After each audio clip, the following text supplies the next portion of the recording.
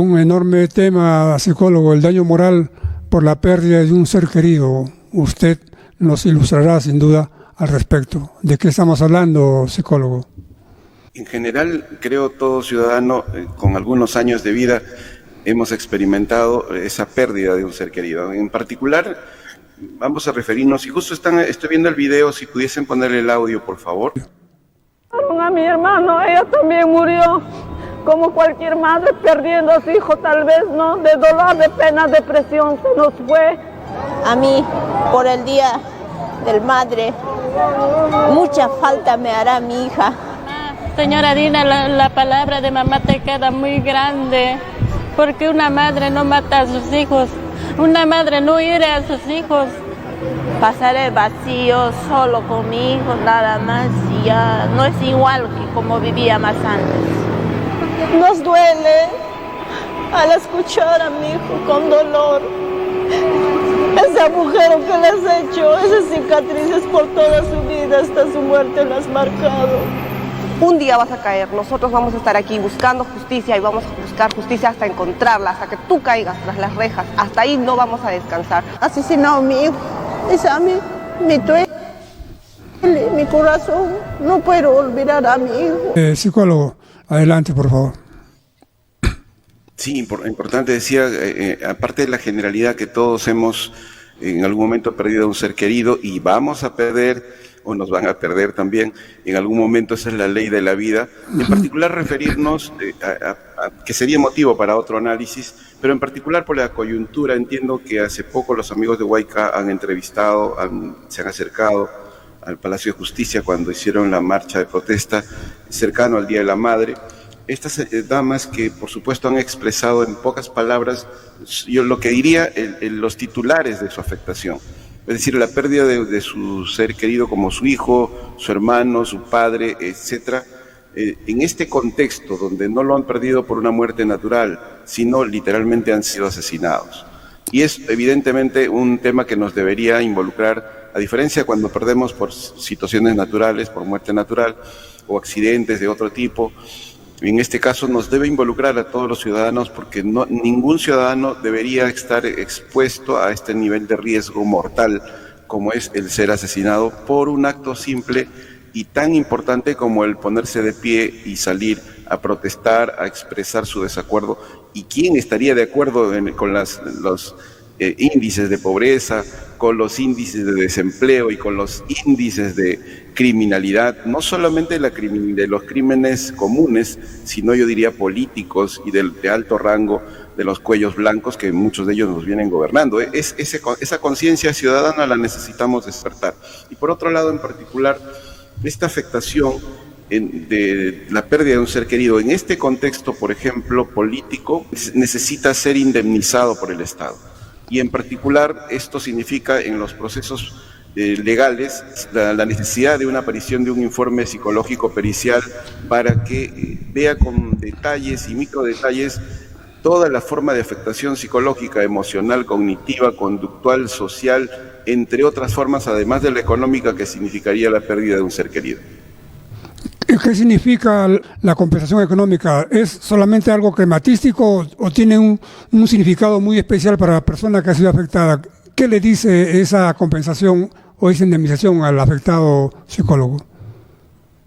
Sí, por un lado le va a permitir de alguna forma resarcir su propia salud emocional mediante las terapias, y por otro lado, algo muy importante, empezar a recuperar la dignidad, porque muchas personas podrían pensar que incluso han muerto por vándalos, por generar desorden, etcétera.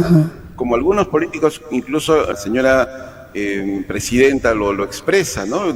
Da la responsabilidad de la crisis a quienes han salido a marchar, que es totalmente absurdo, al contrario, es la protesta de esas crisis.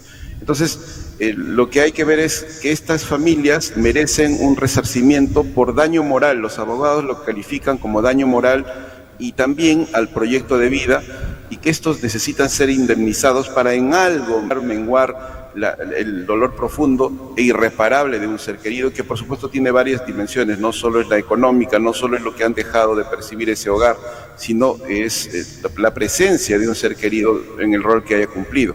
es solamente un acto simbólico y en algo rezarse esta situación. Por supuesto, lo más importante seguro que las familias que están buscando justicia es la recuperación de la dignidad y las disculpas, yo diría finalmente, de los gobernantes.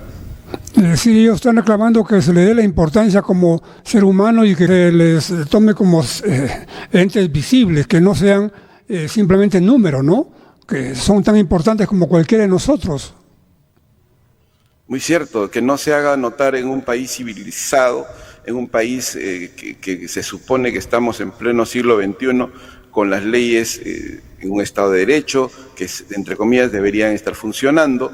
Entonces no se podría hacer esta distinción de personas que porque viven en otra región, en otra ciudad, tendrían menos derechos que los que vivimos en Lima, por ejemplo, o de alguna otra forma, por los apellidos, por el grupo, entre comillas, racial o étnico o socioeconómico, por cualquier tipo de clasificación que a veces suena hasta discriminatoria. Psicólogo Terbuino, debe haber rabia, ¿no? No sé si digo bien, debe haber rabia, cerrazón, los seres que han perdido a sus hijos, ¿no? A sus familiares. Debe haber algo. Esa emoción tan natural, es decir, toda la expresión, el bagaje de emociones son parte de nuestra supervivencia como especie y que lo hemos ido desarrollando. Así como es muy importante entender y disfrutar de la alegría, por supuesto es importante entender de dónde viene la rabia, la indignación, etc.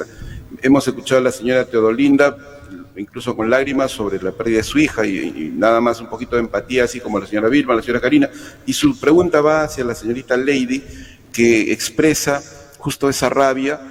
Incluso se ve con ánimos de búsqueda de justicia, entre comillas, de venganza. Así es. Incluso, y que estaría hasta, entre comillas, justificado, porque si no encuentra la justicia por el sistema, estamos hablando de fuerzas humanas, naturales, comprensibles, que van a buscar esto hasta los confines, hasta que se les acabe su propia existencia y las que de sus generaciones y del entorno que viene o que los acompaña alrededor, y ahí nos sumamos los ciudadanos conscientes. No hay que esperar que nos suceda a nuestra familia o a la suya para que recién nos indignemos y recién estemos pensando en qué país estamos viviendo, ¿no? Como lo hemos visto al abogado de la señora presidenta, incluso con lágrimas, él sufriendo la, entre comillas, injusticia, que evidentemente incluso ahora está libre, a alguien que han encontrado que tiene 20 armas en su domicilio. Evidentemente no es una persona exactamente muy, digamos, bondadosa, que está pensando en el desarrollo, está pensando en otras cosas y está trabajando en otras cosas. O sea, nos han trabajado, permitan el término que lo digo ustedes, el especialista, nos han trabajado a la pena. Las lágrimas del señor Nicanor y del señor Mateo pesan más que las lágrimas de mucha gente del país que seguimos en esto, ¿no? Que inclusive ahora psicólogos están necesitando acompañamiento, ¿no? Están necesitando un respaldo físico y moral, ¿no? Y psicológico, y por supuesto las terapias del caso. Sin embargo, esas terapias no deberían ir a desaparecer esa indignación. Al contrario, deberían encauzarlas por el camino de la justicia. Recordemos que si una persona no siente el efecto de la justicia, no va a tener paz, no va a tener salud mental. Eso, por favor, los operadores de justicia, empezando de los señores jueces, ténganlo claro. Sus decisiones impactan más de lo que se imaginan en la sociedad.